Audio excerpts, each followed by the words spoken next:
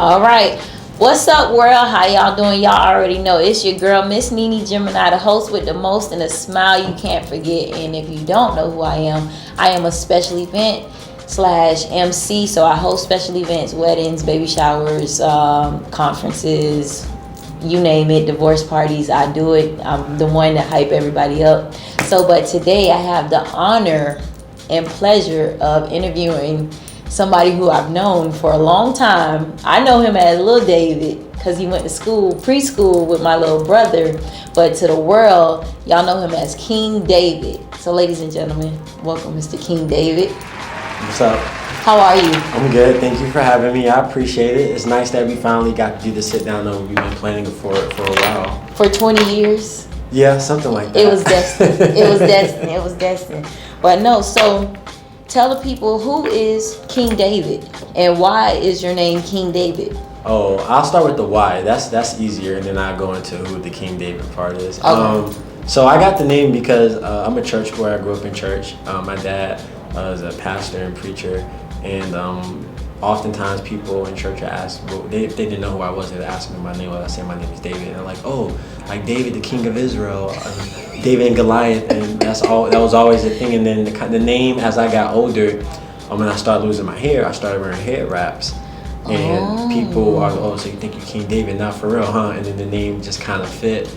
So yeah, that's how the name King David kind of started and kind of worked its way back into my life. And then you asked, who am I? Right. Who is King David?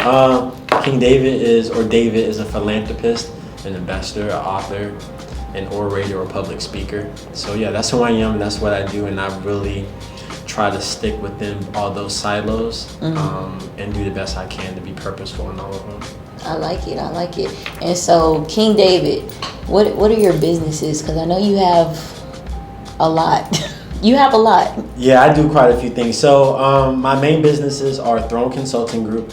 That's a consulting business I have where I consult people on investments and people who are looking to be educated on investing, as well as trading. And then I have my nonprofit, KP Cares.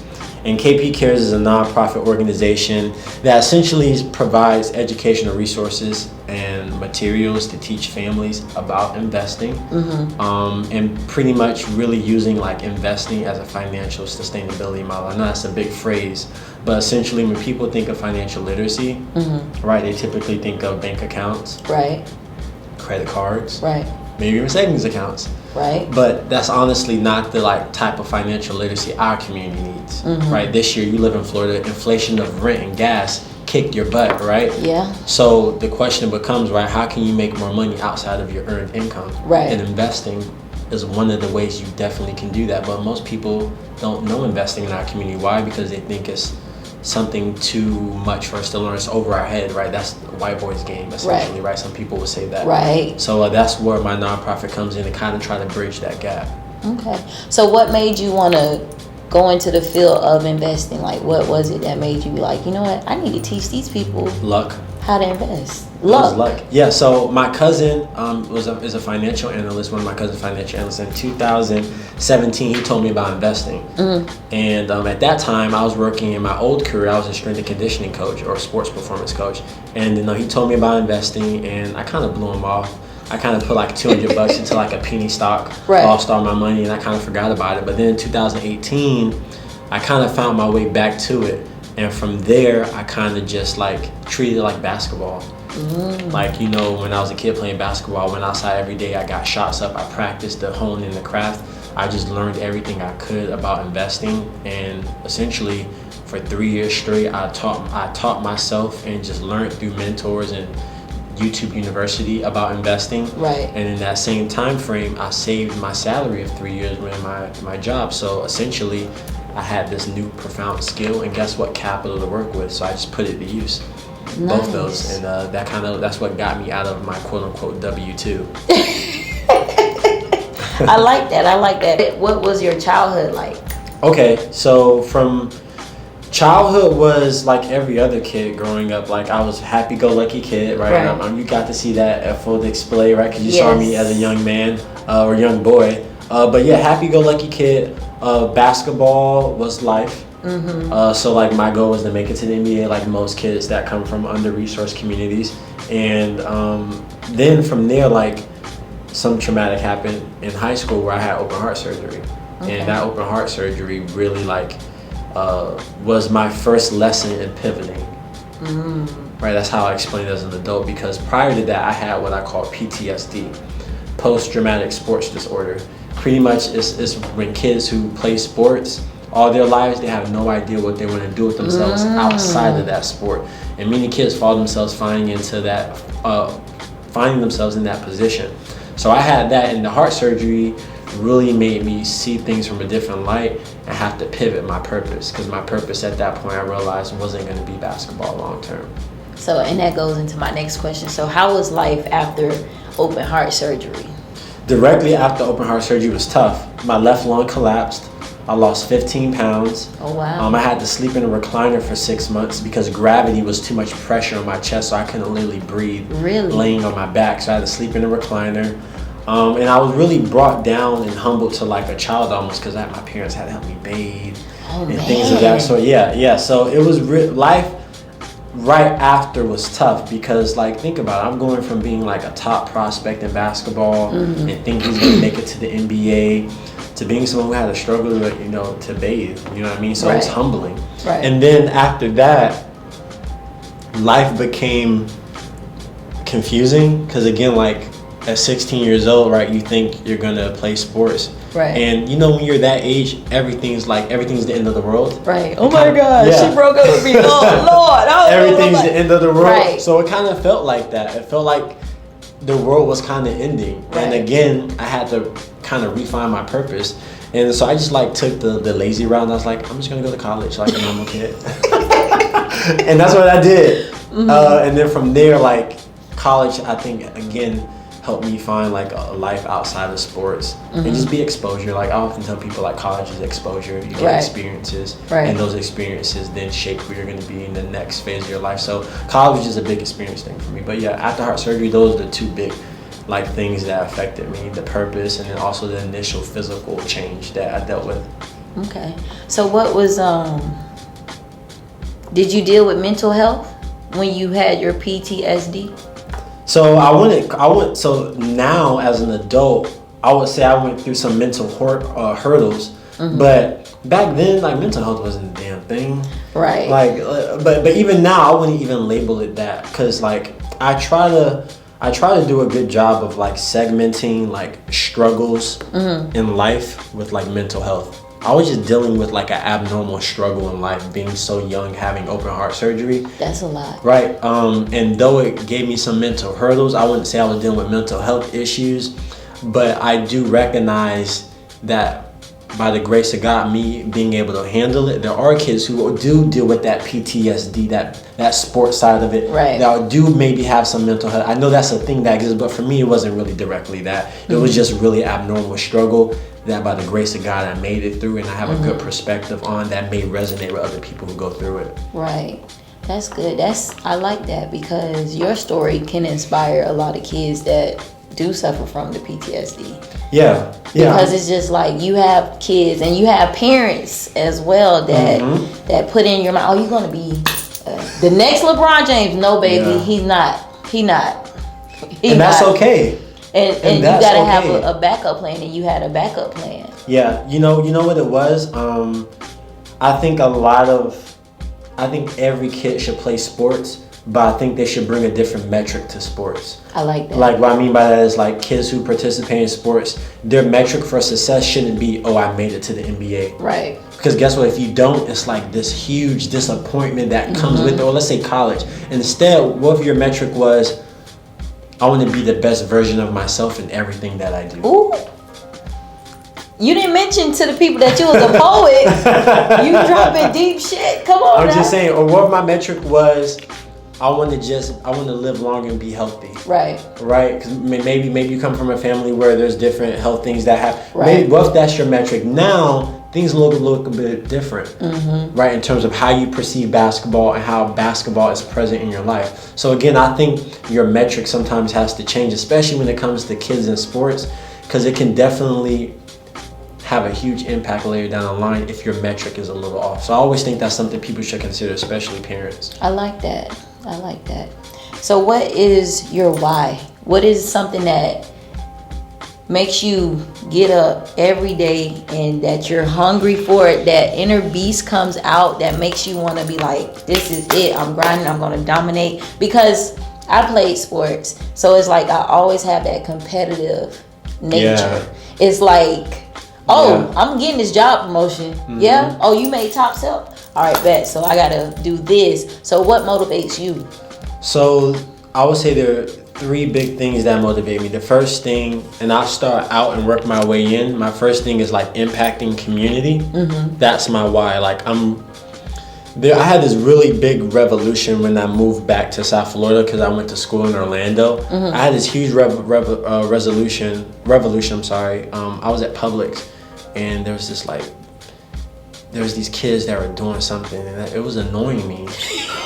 Like I was annoyed, and I'm like, but more than that, I thought I was too good to be in that Publix and around those people. Not realizing that that kid was me when I was younger. And not only that, those are my people. Like, this is my hometown. Like, these are my people. And I had this huge shift where I went from judging them to being like, no, I want to serve them.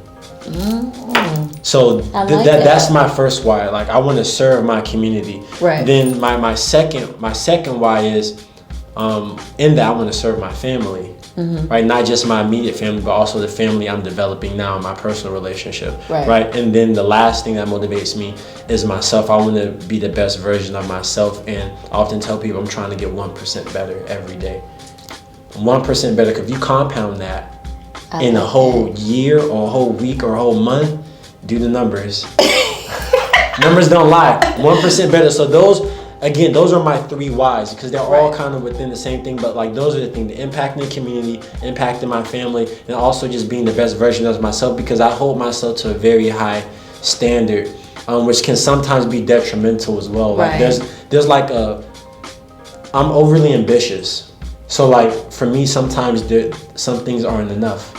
And to be happy, like there has to be enough at some point. Right. So like that's kind of like the gift and curse of like wanting to be so great within what you do. Right. There has to be like enough. Right. Right. So for me, I found what is going to be enough, and now my goal is just to reach that in everything that I do.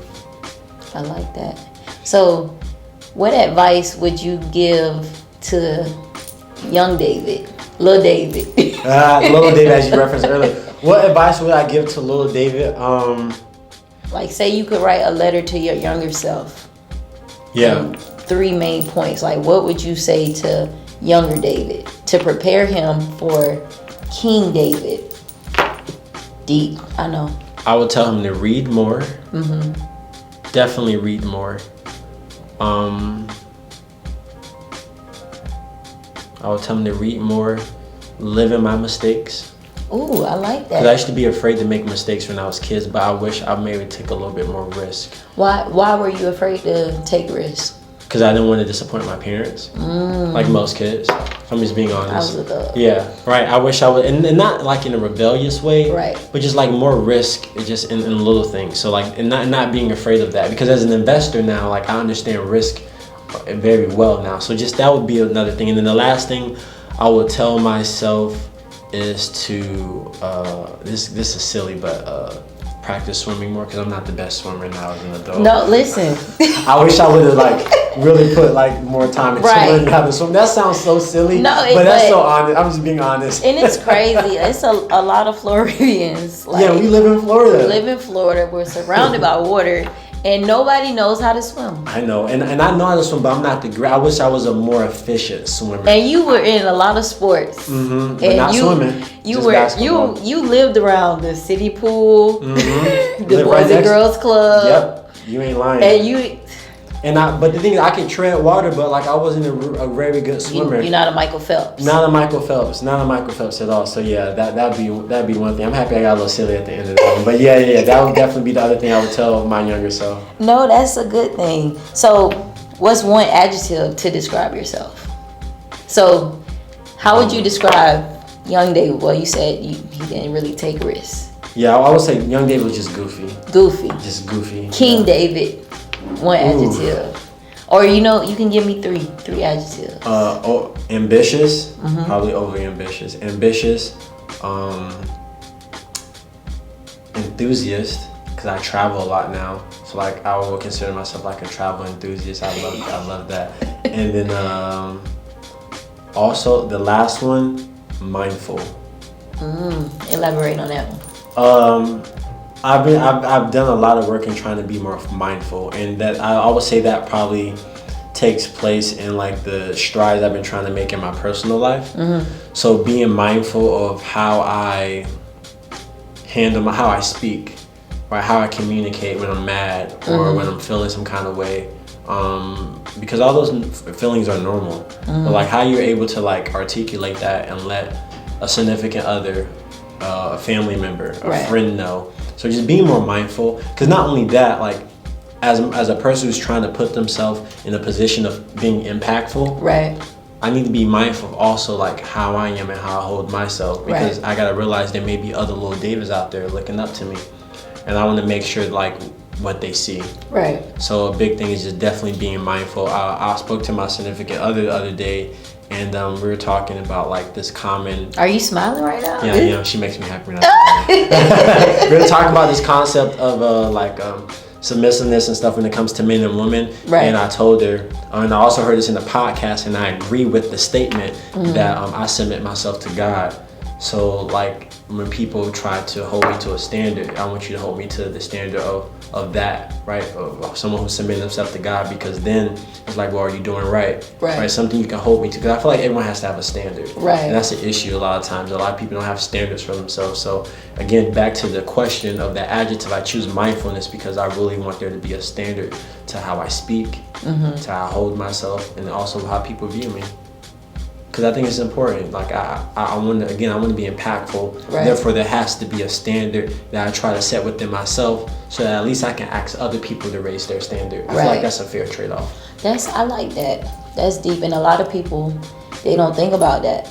Yeah, I mean, did you think? If you mind me asking you, did you think like that when you were younger, or was it something you came into as you became older? I was a rebel. I was a rebel, but I knew that I was a leader.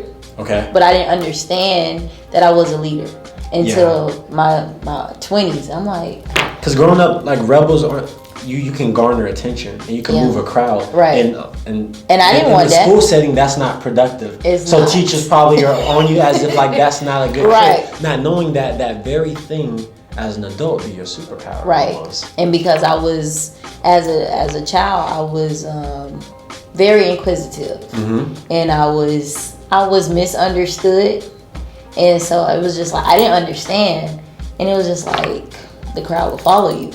Like you do something, you think you the class clown, but you do something, and the whole class got your attention like this. So it was just like when I got older, and I was like, damn, you got good leadership skills, and so I had to channel that and like, okay, and then because I work with kids, I've been working with kids forever. So it was like, okay, you work with kids. And so then I got into it, like my dressing.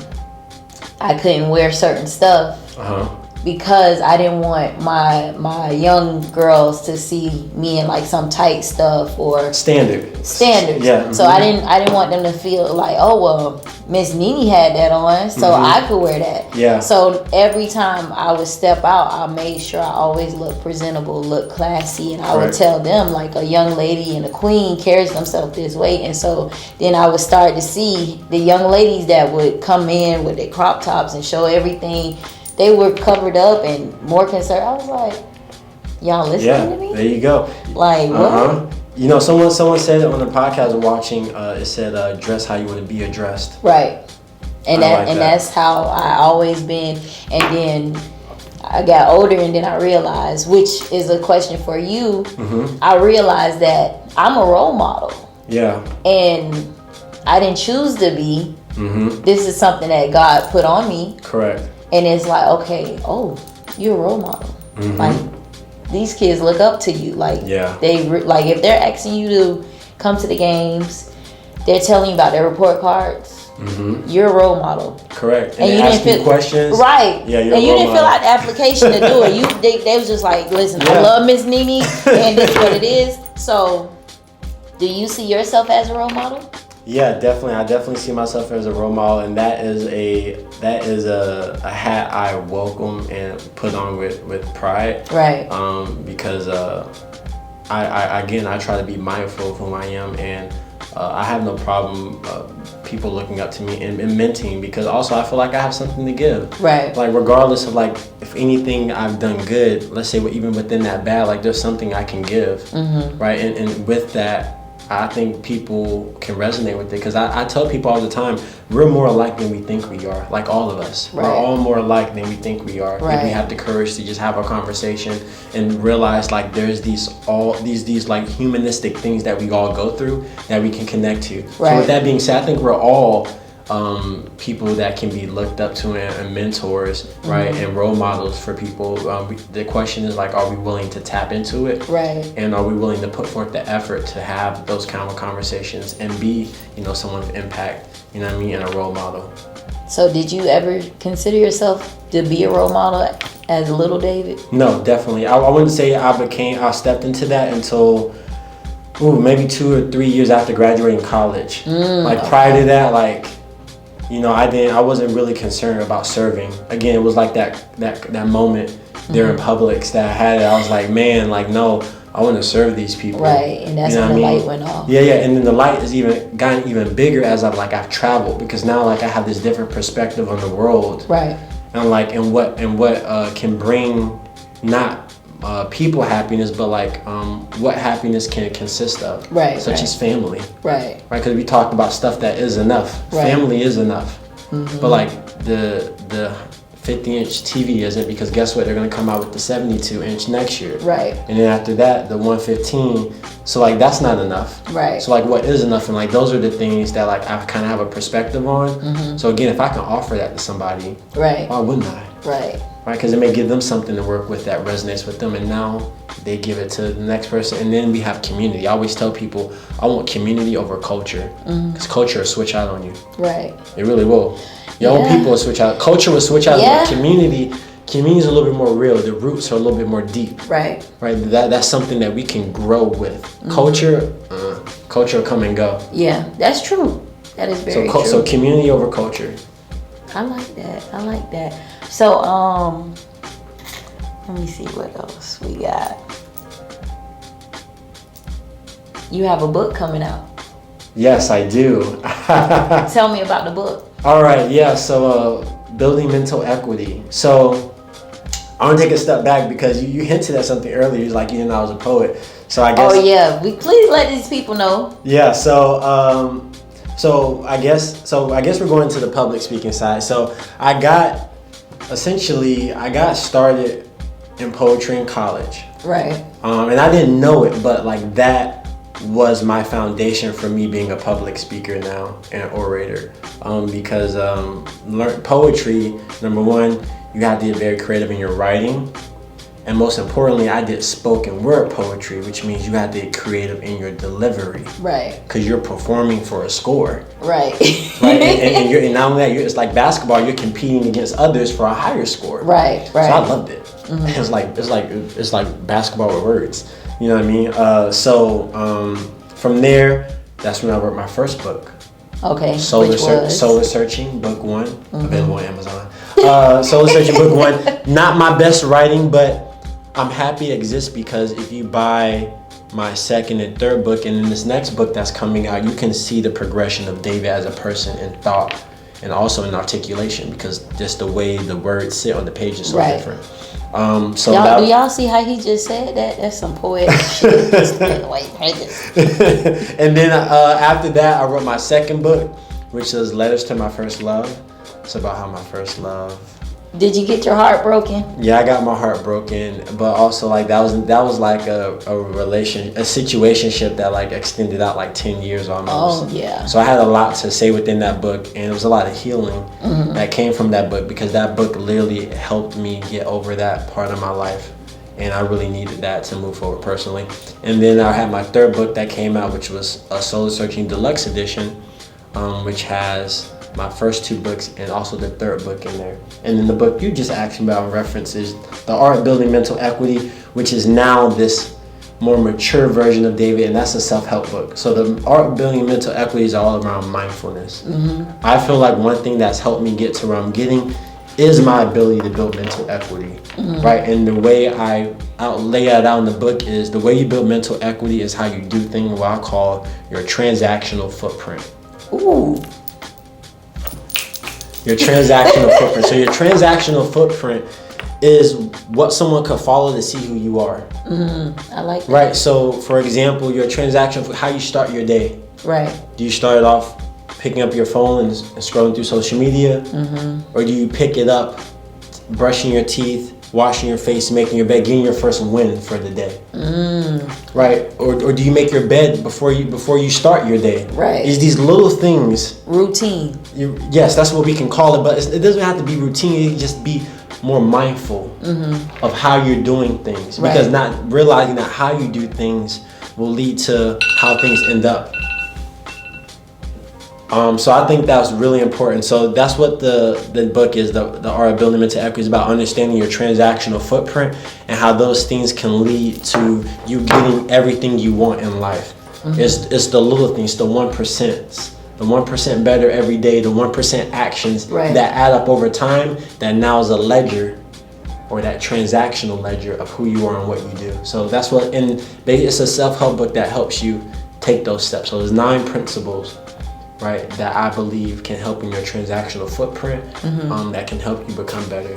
And so that book is dropping when? March 2023. And he has a book signing. Yes, coming up. We have a book signing, book party for you. Yes, we're gonna make a whole shebang out of it. But yeah, that's definitely important, because coming into public speaking, I wanted something people can walk away with other than just a good word, and some motivation, something they can take home with them and do. Because I remember when I was in college and even after college, there were these like little self-help books I loved, right? And they were quick. I can do them like in 10 minutes before I started my day. They didn't take up too much of my time, but they made me feel like I was really investing in myself. So I want to offer that to people as well, but in my own creative perspective. Nice. Okay, so give the people, how can the people find you on social media? So you can find me at David M. Torrence across all platforms. That's Instagram, Facebook, TikTok, LinkedIn, and YouTube, where this video will be uploaded. And yeah, you can find me there. You can also find my nonprofit at kpcaresfoundation.org and my consulting business at thronecg.net. So give the people one word to remember you by. Deep, I know. One word to conclude this. Can I give them a phrase? You can give them a phrase. Desire is possibility seeking expression. Ooh. Rewind. Desire is possibility seeking expression. I like that. Okay, I'm gonna throw a bonus one in too. Go what ahead. you're willing to have is what you're willing to give up. So if you're not willing to give up anything, you don't have anything. Yes, and ladies and gentlemen, that's been our interview with King David. Make sure y'all follow him. And y'all already know Miss Nene Gemini, the host with the most and the smile you can't forget. You can find me on IG, Miss Nene Gemini, MSNENEGEMINI.